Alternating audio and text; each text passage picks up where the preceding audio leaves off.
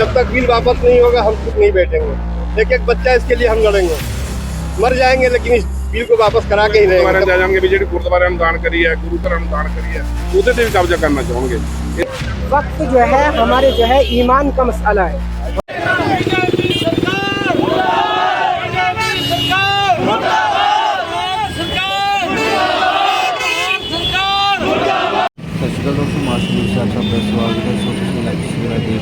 मुसलमान कमेटी वालों अज रोस प्रदर्शन जो कि बस कटराली किया गया जो कि वक्फ बिल के खिलाफ है, जो कि सुप्रीम कोर्ट के केस चलता पे जानते हैं की है वक्फ बिल तो चीज़ भी कंडीशन ने जो कि अज ये धरना मुसलमान भाईचारे लगाना पाया, जिथे कि विशेष तौर पर कांग्रेस कमेटी के जिला प्रधान प्रधान सीनियर आगू भी जो कि इतने शामिल थे।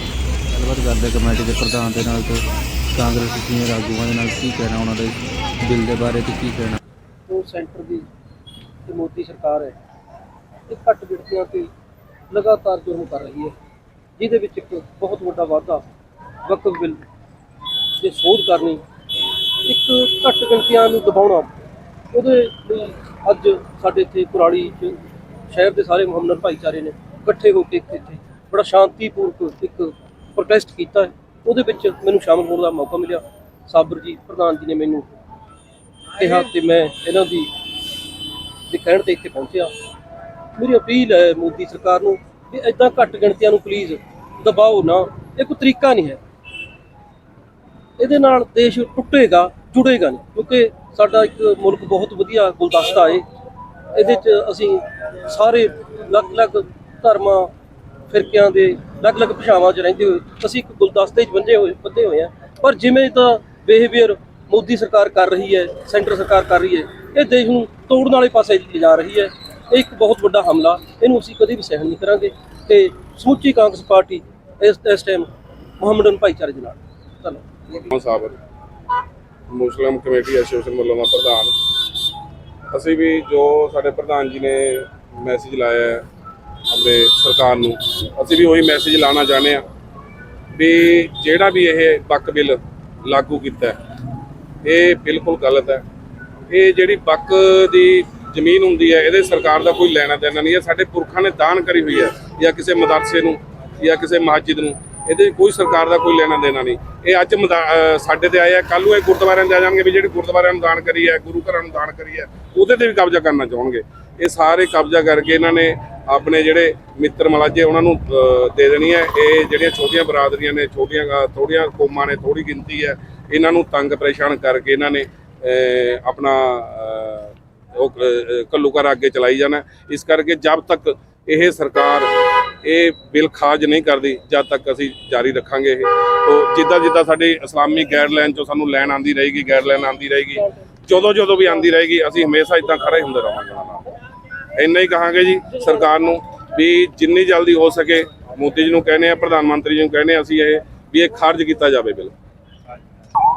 अज भारत सरकार ने जो अपने कानून लागू किए कि जो वक्फ बोर्ड दी जमीनां भारत दे विच मुस्लिम भाईचारे दियां उन्हां नूं खारिज किया जाए।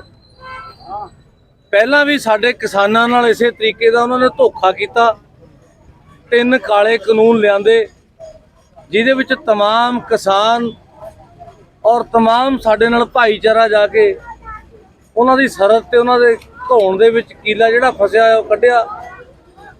उस तो बाद उन्होंने 3 काले कानून वापस लते, फिर तो उन्होंने धोखा करिया किसानां नाल, जो अज किसान भी उत्ते बैठे हैं।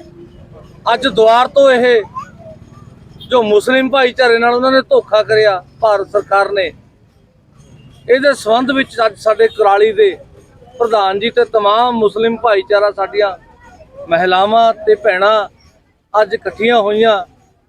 डिस्ट्रिक्ट कांग्रेस कमेटी के प्रधान साडे रणजीत जीती जी, तमाम वख-वख पार्टियां दे बंदे इन्हां नाल हमेशा जो खड़दे हैं और खड़दे रहांगे।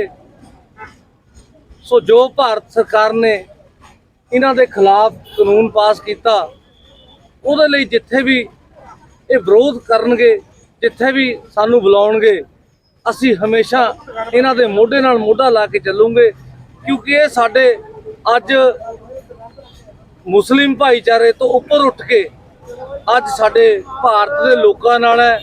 ਜਿੱਦਾਂ ਤੁਸੀਂ ਦੇਖਿਆ ਕਿ ਚਾਹੇ ਉਹ ਅੱਜ ਪਾਕਿਸਤਾਨ ਨਾਲ ਲੜਾਈ ਹੁੰਦੀ ਹੋਵੇ, ਉਸ ਟਾਈਮ ਵੀ ਮੁਸਲਿਮ ਭਾਈਚਾਰੇ ਨੇ ਪਾਕਿਸਤਾਨ ਦੇ ਖਿਲਾਫ ਨਾਅਰੇ ਲਾਏ ਕਿ ਅਸੀਂ ਭਾਰਤ ਦੇ ਵਿੱਚ ਰਹਿੰਦੇ ਆ, ਉਹਨਾਂ ਨੇ ਗਲਤੀ ਕਰੀ। ਅੱਜ ਅਸੀਂ ਇਹਨਾਂ ਦੇ ਨਾਲ ਮੋਢਾ ਲਾ ਕੇ ਖੜੇ ਆ, ਕਿਉਂਕਿ ਇਹ ਸਾਡੇ ਲੋਕ ਹੈ। ਅਸੀਂ ਇਹਨਾਂ ਦੀ ਲੜਾਈ ਆਪਣੇ ਨਾਲ ਹੋ ਕੇ ਲੜਾਂਗੇ, ਜਿੱਥੇ ਵੀ ਸਾਨੂੰ ਜ਼ਰੂਰਤ ਲੜਾਂਗੇ। ਤੁਸੀਂ ਕਾਂਗਰਸੀ ਸੀਨੀਅਰ ਆਗੂ ਹੋ, ਜੇਕਰ ਤੋਂ ਇਹਨਾਂ ਨੂੰ ਲੋੜ ਪੈਂਦੀ ਹੈ ਤੁਹਾਡੀ ਤਾਂ ਤੁਸੀਂ ਨਾਲ ਖੜੇ ਹੋ। ਮੈਂ ਤੁਹਾਨੂੰ ਦੱਸ ਰਿਹਾ ਵੀ ਚਾਹੇ ਸਾਨੂੰ ਵਿਧਾਨ ਸਭਾ 'ਚ ਸਵਾਲ ਚੁਕਵਾਉਣਾ ਪਵੇ ਐਲਓਪੀ ਸਾਹਿਬ ਸ਼੍ਰੀ ਪ੍ਰਤਾਪ ਸਿੰਘ ਬਾਜਵਾ ਜੀ ਤੋਂ, ਚਾਹੇ ਸਾਨੂੰ ਕਿਸੇ ਵੀ ਦਫ਼ਤਰ ਦਾ ਘਿਰਾਓ ਕਰਨਾ ਪਵੇ ਬੀਜੇਪੀ ਵਾਲਿਆਂ ਦਾ, ਜਿੱਥੇ ਸਾਡੀ ਇਹ ਡਿਊਟੀ ਲਾਉਂਗੇ ਅਸੀਂ ਪਾਰਟੀਬਾਜ਼ੀ ਤੋਂ ਉੱਪਰ ਉੱਠ ਕੇ ਪਹਿਲਾਂ ਭਾਈਚਾਰਾ ਨਿਭਾਉਂਗੇ। ਅਸੀਂ ਇਹਨਾਂ ਨਾਲ ਮੋਢਾ ਲਾ ਕੇ ਖੜੇ। मैं कहना चाहता हूँ कि जो वक्फ बोर्ड की बिल जो पास हुई है इसको वापस सरकार ले, और ये हमारे पुरखों की दी हुई जमीन है। वक्फ बोर्ड कब्रिस्तान, खानखाओं, मदरसा के लिए दी हुई चीज़ है, इसको सरकार वापस ले, नहीं तो हम इसके खिलाफ सरकार से लड़ेंगे। जिस तरह हम देश के लिए लड़े हैं उनसे इसी तरह हम सरकार से भी लड़ेंगे। हमारा मांग यही है कि वक्फ बिल का जो सरकार ने पास किया है ये उसमें दखल अंदाजी सरकार को देने की ज़रूरत नहीं है, और इसके लिए हम लड़ेंगे, सरकार से लड़ता रहेंगे। अगर सरकार आपकी बात नहीं सुनती तो अगला कदम क्या होगा? अगला कदम होगा हम सरकार से लड़ेंगे, और आगे हम देखेंगे क्या करना है। कैसे लड़ोगे? लड़ेंगे, सरकार से लड़ेंगे। जो कानून के तहत से लड़ाई होगी उसके लिए हम तैयार हैं और लड़ेंगे। फैसला तो सुप्रीम कोर्ट का है। नहीं, हम उसको नहीं मानते हैं जी। सरकार की हर बात को माने, हमने बहुत बर्दाश्त किया, लेकिन इस बार हम बर्दाश्त नहीं करेंगे। जिस तरह हम देश के लिए हम जंग लड़े हैं, आज़ादी के टाइम अंग्रेज के खिलाफ हम जंग लड़े हैं, इसी तरह से हम सरकार से लड़ेंगे। जो कानून के संविधान के हिसाब से होगा उसी हिसाब से हम सरकार से लड़ाई लड़ेंगे, और इस बिल को वापस लेना होगा। जब तक बिल वापस नहीं होगा हम चुप नहीं बैठेंगे। एक एक बच्चा इसके लिए हम लड़ेंगे, मर जाएंगे लेकिन इस बिल को वापस करा के ही रहेंगे। जब तक बिल वापस नहीं होगा हम लोग चैन से नहीं बैठेंगे। अमेंडमेंट बिल ਵਿੱਚ ਦੱਸਿਆ ਗਿਆ ਹੈ ਕਿ ਜੋ ਇਸ ਕਾਉਂਸਲ ਵਿੱਚ ਵਕਫ ਕਾਉਂਸਲ ਵਿੱਚ 2 ਹਿੰਦੂਆਂ ਦਾ ਹੋਣਾ ਲਾਜ਼ਮੀ ਹੈ, ਤਾਂ ਇੰਨੇ ਸਾਰੇ ਮਤਲਬ ਕਿ ਹਿੰਦੂ ਬੋਰਡਸ ਹੈ, क्या ਉਹਦੇ ਵਿੱਚ ਕਿਸੇ ਵੀ ਮੁਸਲਿਮ ਦੀ ਐਂਟਰੀ ਹੋਈ ਹੈ? ਅੱਜ ਤੱਕ ਨਹੀਂ। क्यों? क्योंकि ये तो साढ़े नाल फिर ना इंसाफी है ना। क्योंकि अगर हिंदू बोर्ड में मुस्लिम नहीं हो सकते तो मुस्लिम वक्फ बोर्ड में हिंदू तुसी किवें शामिल कर सकते हो? और जो भी ये संपत्ति है, ठीक है, जो भी दिता होया है सारा मतलब जो भी है ये सारा साडे पुरखा दा है, ठीक है। साडे पुरखा ने जो दान दिता है उस विच सरकार की दखल अंदाजी तो बिल्कुल भी नहीं होनी चाहिए, क्योंकि बहुत ज़्यादा हिंदू ट्रस्ट है जिहदे विच बहुत ज़्यादा चीज़ां दान कीतियां गई हैं। क्या मुसलमानों ने कदे उहदे विच इंटरफेयर किया है? कदे भी नहीं किया। इसलिए असी इस बिल के खिलाफ है, क्योंकि जो साडी पुरखा की दी हुई ज़मीन है उस विच सरकार का कोई हक नहीं है, ठीक है। ना ही सरकार ने सानू कुछ दिता है, तो सरकार सातों कुछ ले किवें सकती है? इसलिए जो असी ये वक्फ अमेंडमेंट बिल है असी इहदे सख्त खिलाफ है, और असी इहदा विरोध करते हैं, और असी ये चाहते हैं कि यह जिहड़ा वक्फ अमेंडमेंट बिल है ये कैंसल किया जाए। ठीक है, आ जाओ दोनों। ਅੱਜ ਕੁਰਾਲੀ ਦੇ ਬੱਸ ਸਟੈਂਡ ਤੇ ਤੁਸੀਂ ਕਾਫੀ ਲੋਕ ਇਕੱਠੇ ਹੋਏ ਹੋ ਨੇ, आखिर मुद्दा की है?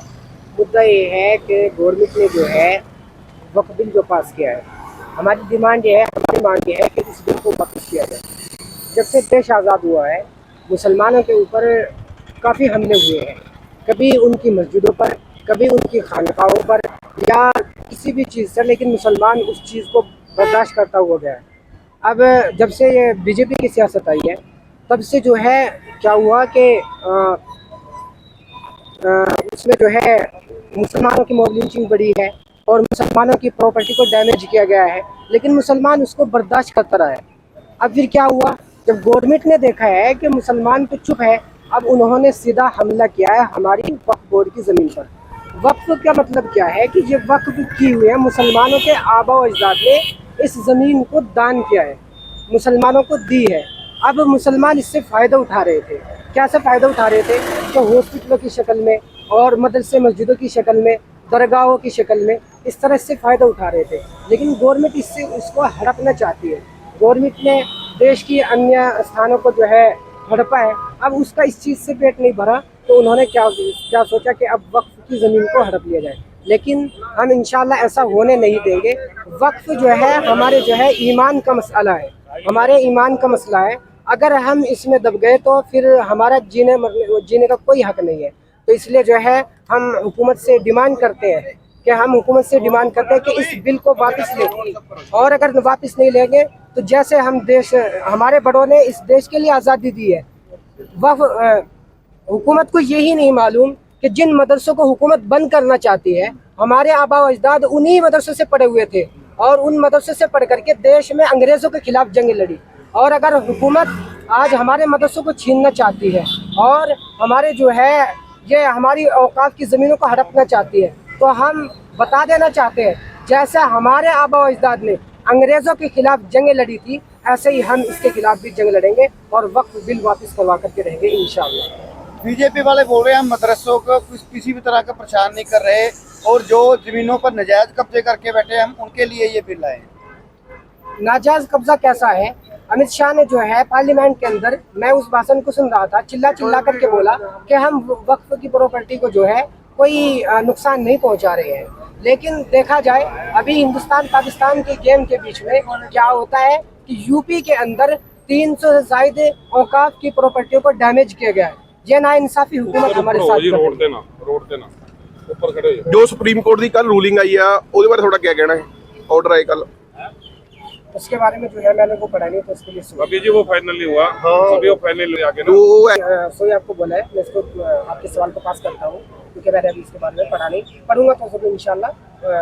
आप धरना दे रहे हो ना, तभी तो पूछ नहीं, रहा हूँ। उसमें पेंडिंग है जी, जो आगे फैसला आएगा उसका बोल दो ना आप। हाँ पेंडिंग है, वो अभी पेंडिंग है। पेंडिंग है, जो उसमें जो है आगे आएगा तो हम इंशाल्लाह उसमें जो है बताएंगे, आपको जरूर बताएंगे इंशाल्लाह। इसके बारे में आपको गाइडलाइन जरूर देंगे।